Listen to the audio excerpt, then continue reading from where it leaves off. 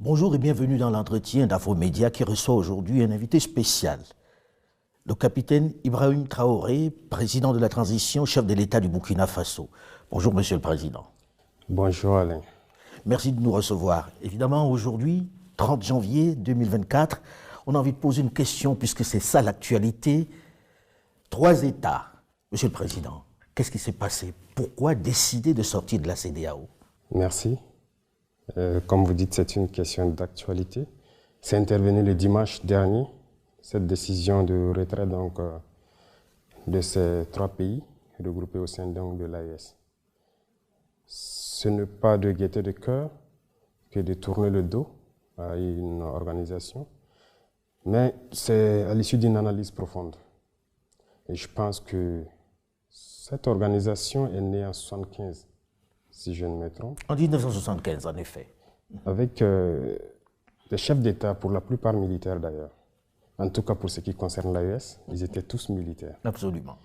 Je pense que c'était une volonté donc d'intégrer les peuples, de faire de l'épanouissement de l'économie, de la solidarité, de l'entraide, en tout cas des vertus panafricanistes qui ont conduit donc les chefs d'État à créer donc cette organisation.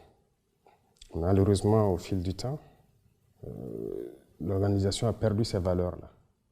Et aujourd'hui, le constat est clair. Je pense que depuis plus d'une décennie, les républiques sœurs du Mali, du Niger, sont en guerre contre le terrorisme. Et au Burkina, bientôt près d'une décennie, on est en guerre.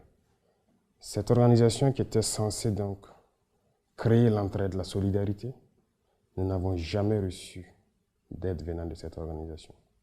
Aucun soldat, aucune logistique, aucune compassion.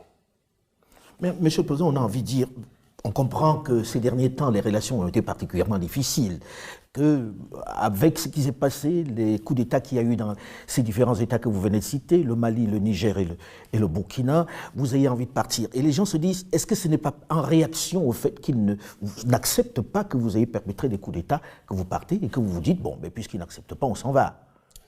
Les coups d'État, on ne les fait pas parce qu'on le veut. C'est cette manière de voir les choses qu'il faut changer. Vous êtes d'accord avec moi que d'abord ces États en crise, pour faire un coup d'État et assumer ses responsabilités, c'est très lourd. Mais si on le fait, c'est parce que nous avons une envie d'amener nos peuples donc vers une certaine souveraineté, parce que nous connaissons l'origine de cette crise. Et je pense qu'on devrait être accompagné. Les gens sont fiers de citer, il y a tant de millions de déplacés dans ces contrées-là. Mais qu'est-ce que vous faites pour les aider? Rien. Est-ce que vous avez le sentiment que c'est les militaires qui sont plus susceptibles de régler ces problèmes-là que les politiques, les civils? C'est votre sentiment? Tout le monde pourrait le faire. Mais comment l'expliquer que ce soit les militaires qui prennent la main et qui disent on ne veut plus de civils? Non, les militaires n'ont pas dit qu'on ne veut plus de civils. C'est par devoir de patriotisme. Lorsque la nation est en péril, à un moment donné, il faille prendre des décisions importantes. S'il se trouve que ce sont les militaires qui ont eu le courage de prendre ces décisions, eh bien, c'est ce qui est là. De toute façon, civils ou militaires, nous sommes tous les enfants de ce pays. Et quiconque est animé donc de ce sentiment de pouvoir libérer son pays, il pouvait le faire. Donc ce n'est pas une question de militaires. Ailleurs, des militaires ont réussi. Ici aussi, des militaires peuvent bien réussir. Alors, Monsieur le Président, que répondez-vous donc aux responsables de la CEDEAO qui disent ils s'en vont parce que nous, on a dit qu'on ne veut pas de putschistes parmi nous? Il y a beaucoup de putschistes parmi eux. Donc ce n'est pas une question de putschistes, c'est juste un masque. Quand vous dites des putschistes civils? Il y a des putschistes militaires au sein de la CEDEAO qui aujourd'hui se réclament démocrates. Des civils, il y en a. Il y a pire que des putschistes. Il y en a qui tuent, qui bâillonnent leur peuple. Sous le silence, la CEDEAO ferme les yeux, les oreilles. Il y a plein de putschistes au sein de la CEDEAO. Alors, Monsieur le Président, on dit, ok, nous quittons la CEDEAO avec effet immédiat. Le Burkina Faso, le Niger et le Mali. On quitte avec effet immédiat. Mais Monsieur le Président, ça concerne beaucoup de monde. Qu'est-ce qu'on fait de la libre circulation des personnes, de vos populations qui sont dans ces pays de la CEDEAO que vous quittez du jour au lendemain? Comment ça va se passer exactement? Parce que les textes disent qu'il faut au moins une année pour pouvoir mettre tout ça en œuvre. Or là, vous dites non, c'est fini maintenant. Oui. D'abord, vous dites les textes disent, mais eux-mêmes n'ont jamais respecté leurs textes. Ça se fait à la tête du client, c'est ce que nous avons remarqué. Les sanctions infligées au Niger, ça n'existe nulle part dans les textes. Donc les premiers qui violent ces textes-là sont ces soi-disant démocrates. Nous quittons, mais nous restons panafricains. N'importe qui en Afrique, un Africain qui veut venir au Burkina, il est le bienvenu chez lui. A priori, mais dans le sens contraire, ça va être compliqué. Quelqu'un qui est au sein de l'AES, on va en parler de l'AES dans un instant, quelqu'un qui est au sein de l'AES, on peut lui dire il ne peut plus aller au Burkina, il ne peut plus aller en Côte d'Ivoire, il ne peut plus aller au Ghana. Ça devient un peu plus compliqué pour ceux qui font leurs affaires là-bas. Nous verrons et nous saurons quelles mesures prendre en temps opportun. C'est bien réfléchi, Monsieur le Président, ce départ de la CEDEAO? Bien sûr, très bien réfléchi. Ce n'est pas un coup de cœur, ce n'est pas un coup de colère. Si c'était un coup de colère, on l'aurait fait depuis longtemps. Je pense qu'on a pris le temps d'analyser la situation, de peser beaucoup de choses et enfin de décider. Donc si c'était un coup de cœur dès les premiers moments de certaines sanctions, le peuple a été assez résilient, il faut le dire. Ils ont souffert. Donc pendant ce temps, on pouvait décider dans la colère. Maintenant, on a pris le temps d'observer, d'analyser la situation et de nous convaincre nous-mêmes de nos forces avant de décider. Et vous avez pris tout le monde par surprise. Autre élément dans cette nouvelle façon de dessiner l'Afrique de l'Ouest, l'AES, l'Alliance des États du Sahel. Monsieur le Président, est-ce viable l'AES? Sur le papier, c'est très très séduisant, mais est-ce viable? Vous savez très bien que c'est plus que viable. Vous savez, pendant longtemps, on a maintenu nos peuples dans une certaine philosophie, tendant toujours à nous faire croire que nous ne pouvons rien sans les autres. Aujourd'hui, notre mission à nous, c'est d'éveiller la conscience. Vous le faites très bien d'ailleurs. Merci. Et j'apprécie beaucoup. Il faut qu'on arrive à éveiller les consciences, que les jeunes se rendent compte de ce qui se trouve chez eux. Une organisation pareille, il faut d'abord se rendre compte de ses forces, peser ses faiblesses, et à l'issue de cette analyse, vous décidez. L'AES est très bien viable. Que ce soit lorsqu'on regarde les économies, Monsieur le Président, si je vous permettez, c'est des économies qui sont très intégrées. Vous produisez la même chose, vous faites exactement la même chose. Qui va vendre à qui? Comment ça va commercer? Et qu'est-ce qu'on fait du fait que ce ne sont pas des pays qui ont au moins une ouverture sur la mer? Les chiffres, c'est une chose. L'économie aussi, vous savez, nous sommes là il y a très peu de temps. Mais l'économie a été, je dirais, un peu déchirée par des régimes passés. Sinon, nous devrions avoir des économies très fortes aujourd'hui. C'est ce que je dis, en analysant nos forces, on se rend compte que nous ne devrions pas être à cette étape. On devrait être beaucoup loin. Quand vous prenez l'AES, en termes de population, en termes de superficie, on est très bien. En termes de production, normalement, les États de l'AES ne devaient rien importer en ce qui concerne les produits agricoles, l'alimentation. Aujourd'hui, nous sommes conscients de ça et nous sommes en train de tout faire pour que nous n'importions rien en ce qui concerne ce que nous consommons. En termes de richesse, que ce soit naturel, quand je dis les richesses naturelles, il y a des richesses souterraines, mais il y a aussi en surface. On crie partout que les Africains meurent de faim, de soif, ainsi de suite, des projets inventés par-ci, par-là, par exemple pour nous donner de l'eau potable. L'AES est une grosse réserve d'eau souterraine, et même en surface. En termes de ressources minérales, on n'a rien à envier à quelqu'un. Et dans la nature, quand vous prenez des produits comme, j'aime le dire, le karité, c'est une richesse naturelle. Nous ne l'avons pas planté. C'est Dieu qui l'a donné. Mais c'est très riche. Les gens le prennent, ils le transforment. Donc nous sommes conscients de nos potentialités. L'AES n'a rien à envier à quelqu'un. Pour vous, l'AES peut se suffire, être un ensemble intégré qui fonctionne normalement? Parfaitement. Monsieur le Président, lorsque l'on regarde la démarche qui vient d'être entreprise par ces trois États, très concrètement, on écoute un peu partout le fait qu'il y a besoin qu'ils soient en train de travailler avec d'autres sur un sujet qui est le sujet le plus important aujourd'hui, la sécurité. J'ai envie de demander, Monsieur le Président, aujourd'hui, vous êtes là depuis un certain temps déjà, ça fait plus d'1 an, quel est votre bilan dans le domaine de la sécurité? Avant qu'on ne parle de ces trois États en matière de sécurité, dans votre cas, au Burkina Faso, une bonne partie du territoire est encore entre les mains des terroristes. Qu'est-ce que vous avez pu faire depuis que vous êtes là, dans ce domaine-là? Très bien. C'est la priorité en fait pour nous. Comme vous avez dit, ces terroristes, c'est tuer, brûler, déplacer les populations, s'accaparer des terres. Mais je peux vous dire à l'instant T, comme je le disais dernièrement, il n'y a pas cette portion du territoire où nous voulons partir et que nous ne pouvons pas partir. Aujourd'hui, vous allez sur tout le territoire? Partout. Des territoires qui étaient sous contrôle, si on peut le dire, depuis 3 à 4 ans. Nous mettons pied.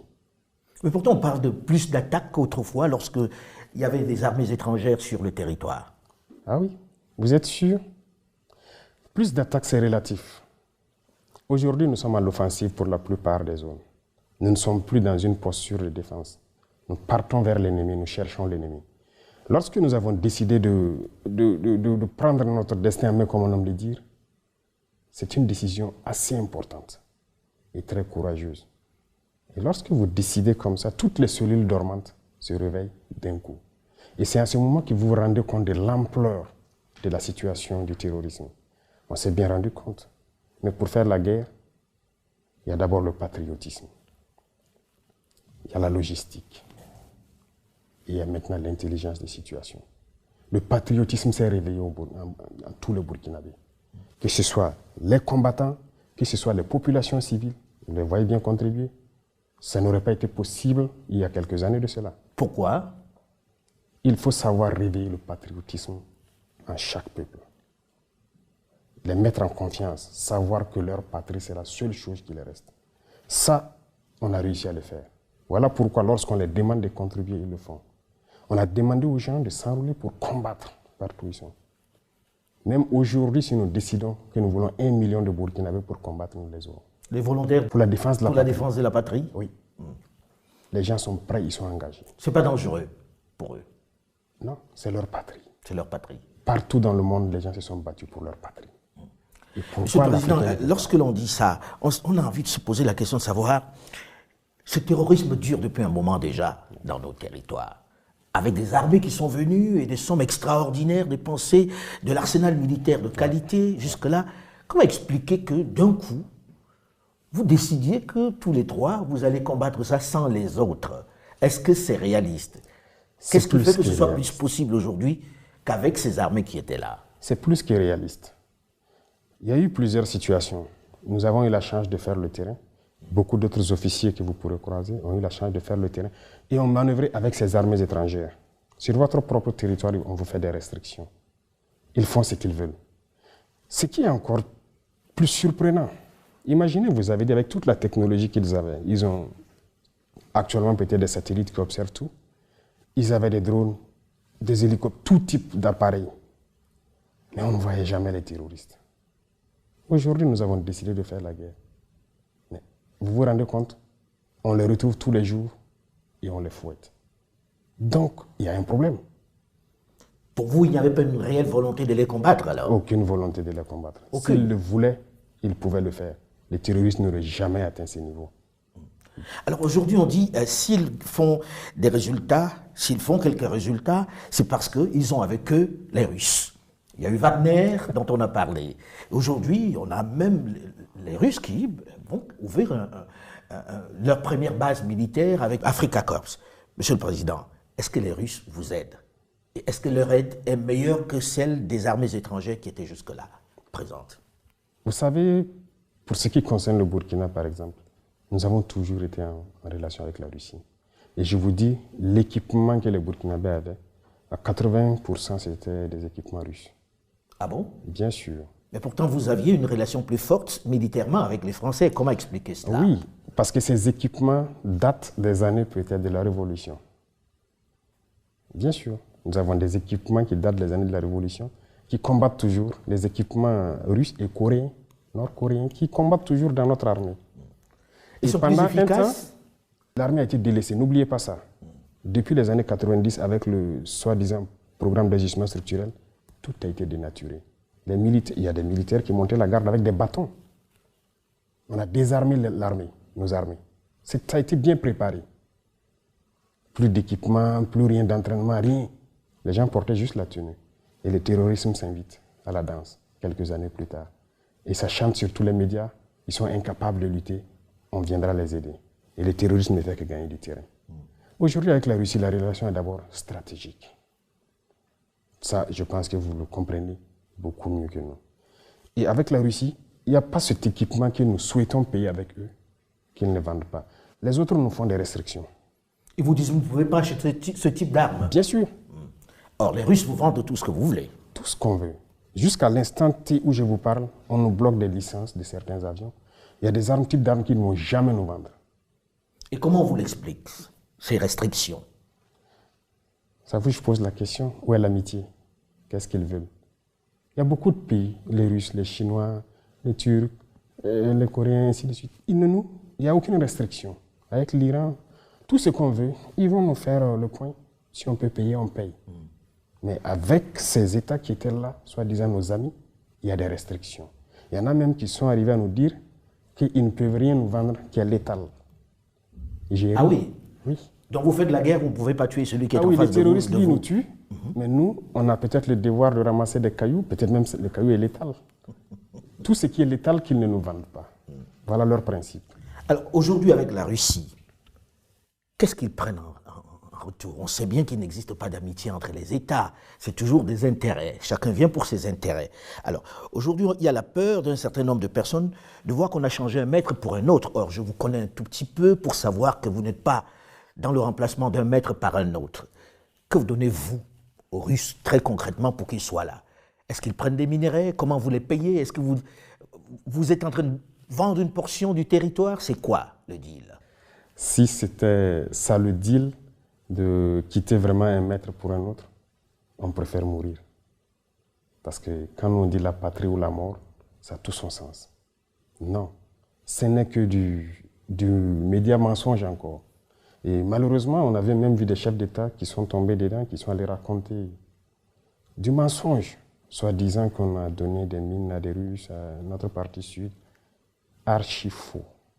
Il n'y a rien de donné aux Russes. Archi faux. Même pas une mine. Pourquoi donner?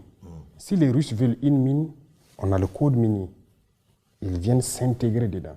On leur donne le permis, ils payent les impôts et ils font tout ce qu'ils doivent faire comme les autres. Mais avec quoi vous payez alors les Russes? Ils ne viennent pas pour vos beaux yeux. Ah oui, avec quoi on les paye? D'abord, les Russes sont arrivés quand au Burkina, c'est la dernière fois que des instructeurs sont venus parce qu'ils doivent venir instruire les militaires sur des équipements.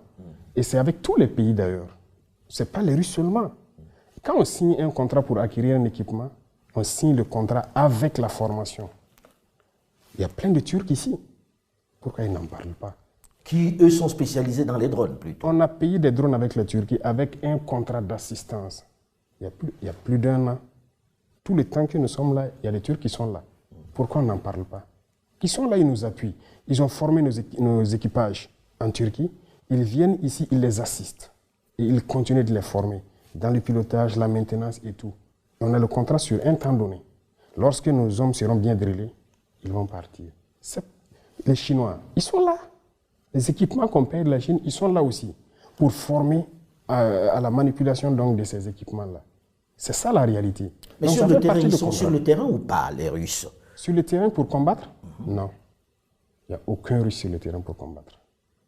C'est des choses développées en fait, dans la tête des gens. Mais s'il y a besoin, ils viendront sur le terrain combattre. Ça, je peux vous assurer.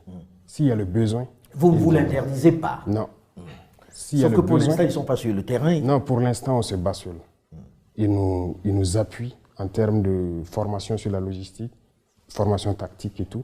Ils nous appuient sur ce volet. Alors, j'avais posé la question, avant qu'on ne fasse une digression, sur votre bilan aujourd'hui sécuritaire. Parce qu'on a vu quelques mouvements de certaines populations qui s'impatientent un peu. Et puis, comme vous l'avez dit, le peuple est très résilient, mais à un moment donné, ça suffit. Alors, qu'est-ce que vous avez fait de façon à ce que les Burkinabés puissent dire le président Traoré est arrivé et il nous a réglé tel ou tel problème en interne? Ça, nous on ne parle pas. Et j'ai bien dit même à certains ministres de la communication et autres, je ne veux pas que nous parlons trop de notre reconquête. Laissez les villageois parler eux-mêmes. Il y a plusieurs villages qui ont été réinstallés, des écoles qui ont ouvert dans plusieurs zones. Mais souvent, le fait de dire qu'il n'y a pas d'avancée, ça amène les villageois eux-mêmes à faire des vidéos pour dire aux gens, c'est faux, vous mentez. Nous, en tout cas, on a quitté il y a tant d'années, mais on vient d'arriver, on est en sécurité. C'est dernièrement qu'il y a eu quelques reportages pour vraiment confirmer que les gens auraient pu... Il y a des déplacés qui sont rentrés chez eux. Qui même vendent aujourd'hui leurs activités de produits maraîchers sur le marché. Ça veut dire qu'ils sont rentrés il y a plusieurs mois, ils ont eu le temps de cultiver, ils ont fait des écoles ont ouvert. Parce que vous êtes passé à l'offensive ou parce que les VDP? L'offensive, c'est avec les VDP, bien sûr. Vous savez, je parlais tout de suite de patriotisme et de logistique. C'est le deuxième volet qui nous faisait défaillance. Mais écoutez, quand vous prenez par exemple l'attaque de Djibo en novembre dernier. Absolument. Dès qu'il y a eu l'attaque, il y a eu la riposte des éléments à Djibo et les vecteurs aériens. Dès le lendemain, des bataillons d'intervention rapide ont fait mouvement vers Djibo. Avec le ravitaillement, et on continue et on marchait sur la base de Baraboulé. La base terroriste de Baraboulé, où on n'a jamais été depuis 2019. C'est à partir d'où ils préparent toutes les attaques, qui sont à Baraboulé, Bourou, jusqu'à la frontière à Pétékoli, ils ont marché sur les bases terroristes. S'il n'y avait pas de logistique, c'est impossible. On allait s'asseoir, planifier l'opération. On prend déjà un mois, plus d'un mois. Chercher à rassembler la logistique et les hommes. C'est comme ça que ça se passait. Et pour rassembler la logistique, je vous fais une confidence. Il est arrivé des moments, lors de certaines opérations ici, qu'on aille emprunter des armes avec des pays voisins, venir faire l'opération, nettoyer et aller remettre. Mais aujourd'hui, tout ça, ça fait qu'on a une très mauvaise image de nous. Aujourd'hui, dès qu'il y a une attaque, on a dit aux bataillons d'intervention rapide, vous bougez. Parce qu'ils sont entièrement équipés, prêts au combat. On n'a pas un petit délai à perdre. Et immédiatement, ils décollent et ils foncent au combat. C'est comme ça que ça se passe maintenant.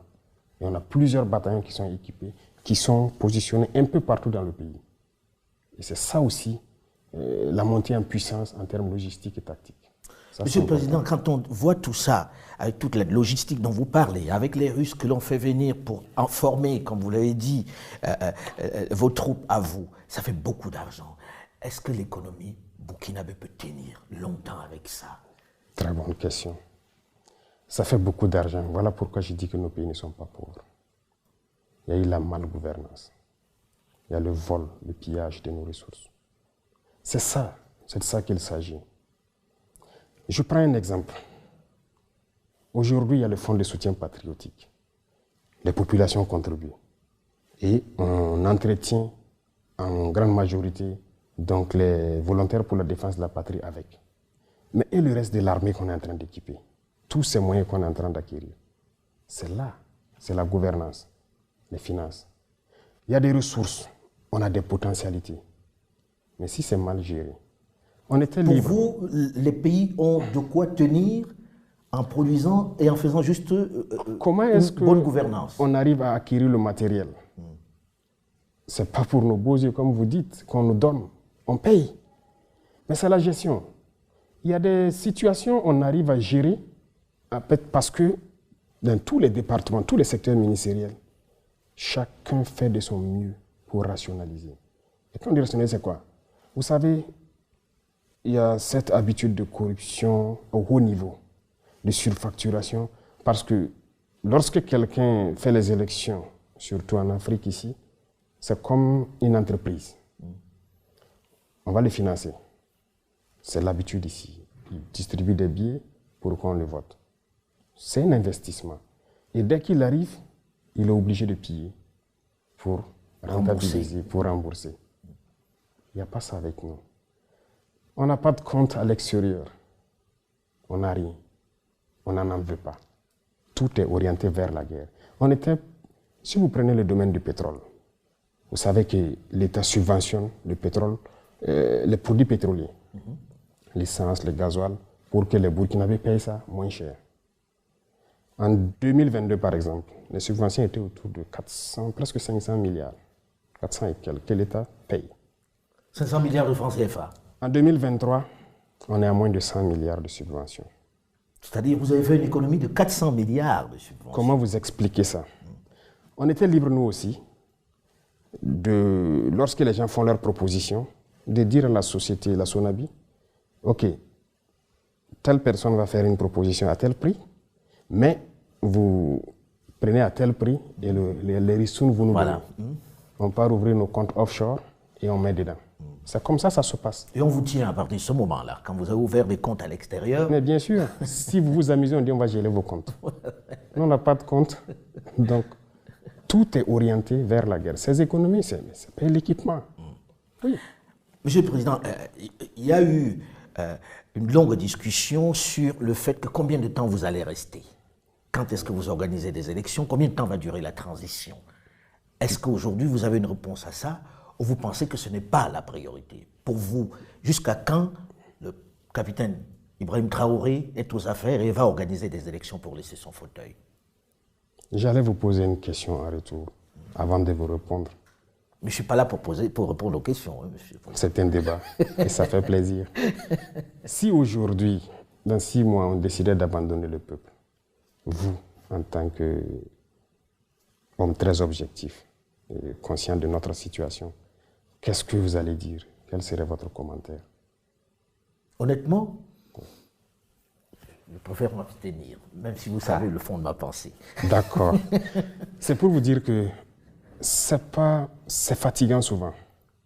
C'est fatigant, mais la seule chose qui nous fait tenir, c'est l'amour du peuple. On se nourrit là-bas, on s'abreuve là-bas. Depuis que nous sommes là, nous n'avons jamais pris un seul jour de congé. En tout cas, tout l'exécutif.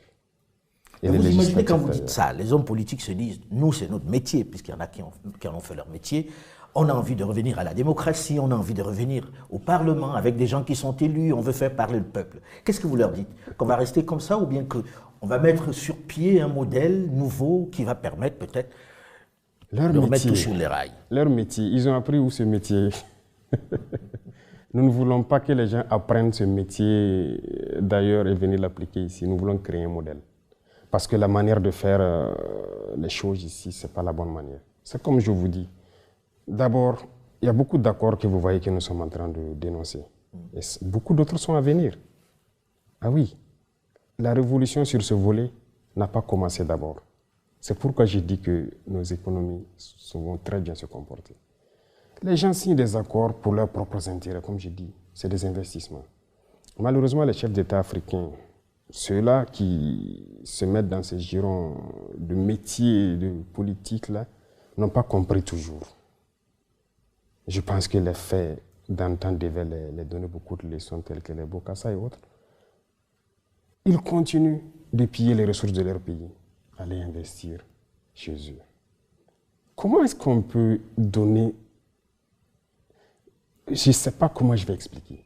C'est inconcevable. Mais pour vous, Monsieur le Président, aujourd'hui, il n'est pas question de parler d'organisation d'élections, de fin de transition? Ah oui, on va organiser les élections comment à l'instant T? Donc il faut remettre tout à plat. D'abord non, hormis le système qui est en place, qu'il faut revoir, les élections, ça concerne tout le Burkina Faso. Vous pensez qu'ils sont prêts aujourd'hui à aller à Solé, aller à Falangonto pour faire les campagnes? Mais c'est des Burkinabés, ils doivent voter. Pour vous, il faut d'abord pacifier. Il faut qu'il y ait un minimum de sécurité pour que s'il y a campagne, les gens puissent aller partout au Burkina, expliquer leurs idées au peuple burkinabé et le peuple va choisir. Parce qu'il n'est plus question d'aller distribuer des billets. Ça, il y aura des réformes sur le code électoral. C'est fini ça.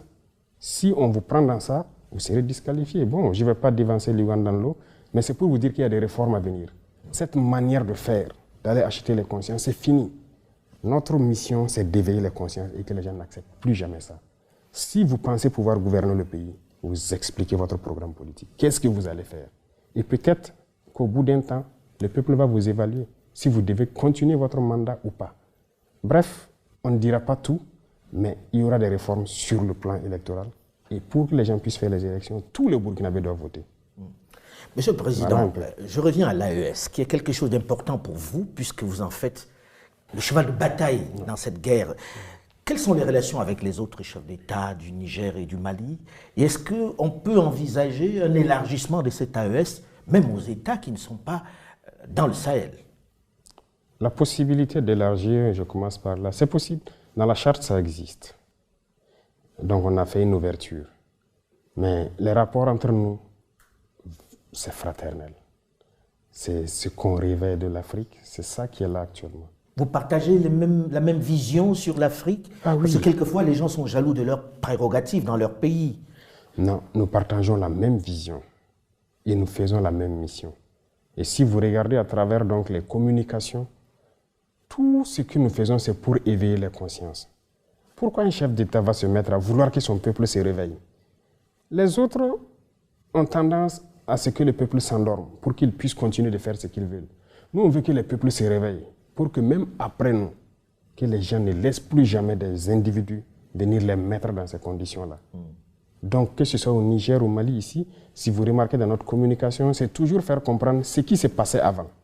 Et aujourd'hui, comment nous arrivons à casser les chaînes un peu de l'esclavage. Donc c'est ça. Il faut qu'on arrive à faire en sorte que tout le monde brise les chaînes de l'esclavage. Et c'est ça notre communication. Et c'est très important. Ça, c'est une vision. Deuxièmement, ce qui concerne notre autodétermination à nous autosuffire sur le plan alimentaire, il y a beaucoup de choses qui sont développées dans nos régions.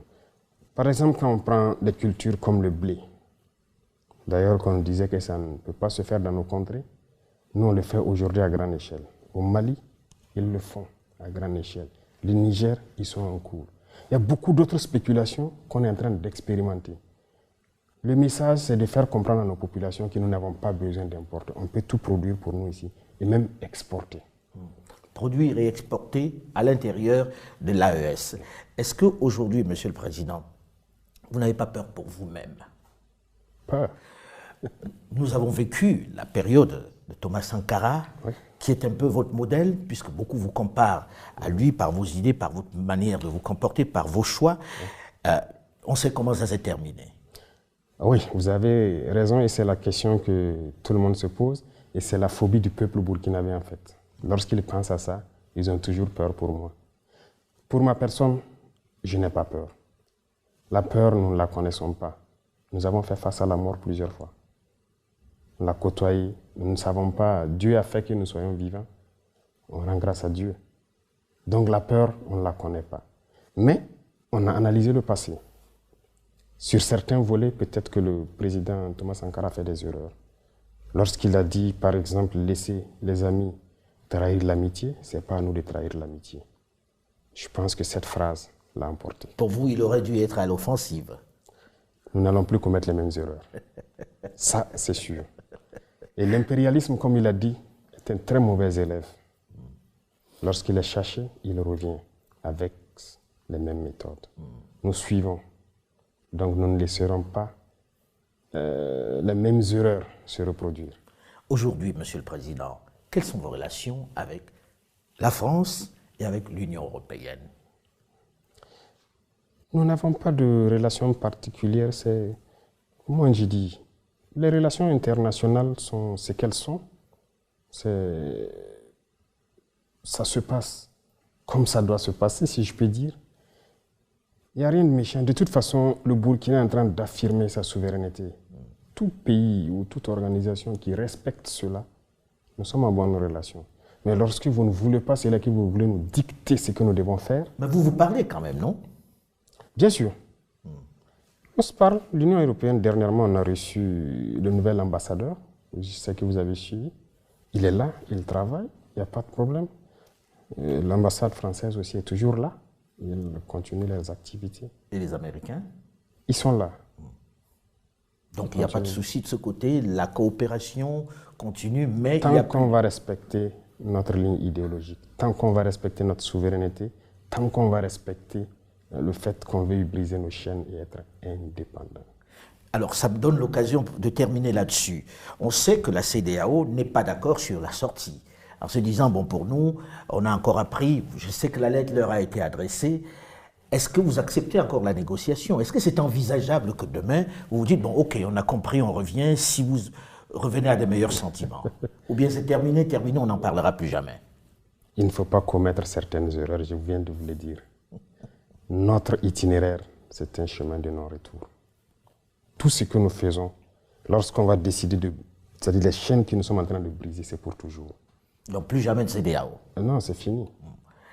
Si on entre là-dedans, et c'est ma dernière question, si on entre là-dedans, ça veut dire aussi que dans quelque temps, vous allez vous attaquer à la monnaie, qui est le CFA. Probablement. Laissez venir les choses. C'est presque inéluctable, non, Monsieur le Président?